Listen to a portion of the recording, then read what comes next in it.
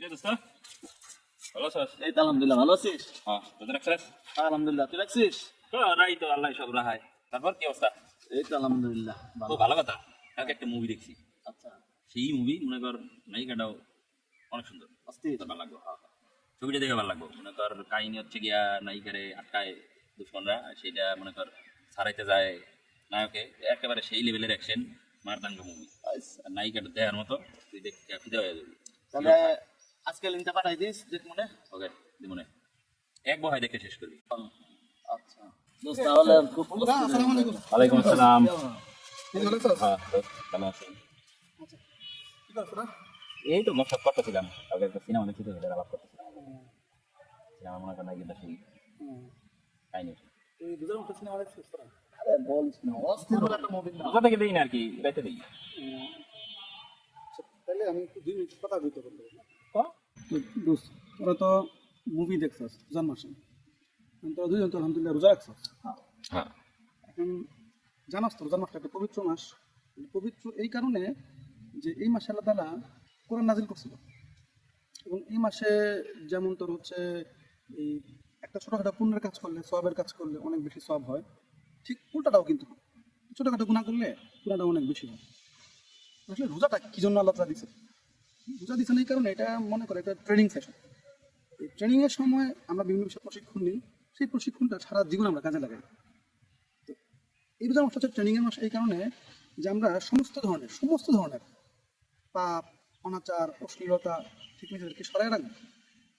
এবং এইটা পরবর্তী রমজান আসা পর্যন্ত এই যে 1 মাসের দীর্ঘ প্রশিক্ষণ, এই প্রশিক্ষণে আমরা পরবর্তী 1 বছর আমরা আমাদের জীবন থেকে এই পাপ, অন্যায়, অনাচারগুলোকে দূরে সরিয়ে রাখবো। যেহেতু এটা একটা প্রশিক্ষণের মাস, তাই এবং এটা একটা পবিত্র মাস, তাই আমাদের উচিত এই মাসের যে পবিত্রতা রক্ষা করা।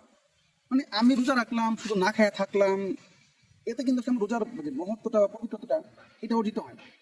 এটা অর্জন করতে গেলে আমাকে অবশ্যই না খেয়ে থাকার পাশাপাশি আমাকে আল্লাহ তাআলা যে কাজগুলো করতে না করছেন, যেগুলো হারাম কাজ, যেগুলো অশ্লীল কাজ, যেগুলো পাপাচার, এইগুলো থেকে আমার নিজেকে দূরে সরিয়ে রাখতে হবে। এখন আমি যখন রোজার মাসে সিনেমা দেখতেছি আর সিনেমার বিষয়ে আলোচনা করতেছি, তখন কিন্তু সিনেমা দেখা তো ডেফিনেটলি ভালো কাজ না, এটা তো আল্লাহ তাআলা পছন্দ করেন, ইসলাম পছন্দ করে না। আমি যখন সিনেমা দেখতেছি, আবার এটা নিয়ে আমি রোজা রাখা অবস্থায় আলোচনা করতেছি যে নায়িকাটা অনেক সুন্দর, সুন্দরী নায়িকা, তখন কিন্তু খুব স্বাভাবিকভাবে নায়িকার যে অবয়বটা বা চেহারাটা বা এটা কিন্তু আমার মানে কল্পনাতে আসতেছে। এতে করে কিন্তু আমার ওই যে কল্পনার ক্ষেত্রে আমি যে পর্দার যে বিধানটা লঙ্ঘন করতেছি এবং আল্লাহর হুকুমটাকে আমি এখানে ভাইলেশন করতেছি। এতে করে কি রোজার পবিত্রতা এখানে নষ্ট হচ্ছে। না তোর কথা আমার মনে হয় যে যেহেতু রোজার মাস, ইবাদতের মাস, আমরা যত পারি এই মাসে বেশি বেশি ইবাদত করি, সময় নষ্ট করার কোনো সুযোগ নেই। কারণ যেই সময়টা আমি মুভি দেখবো, ওই সময়টা আমি কোরআন পড়লাম, ওই সময়টা আমি একটু হাদিসের বই পড়লাম, এটা ইসলামিক বই পড়লাম, ইসলাম সম্পর্কে আমার জ্ঞানটা একটু বাড়লো।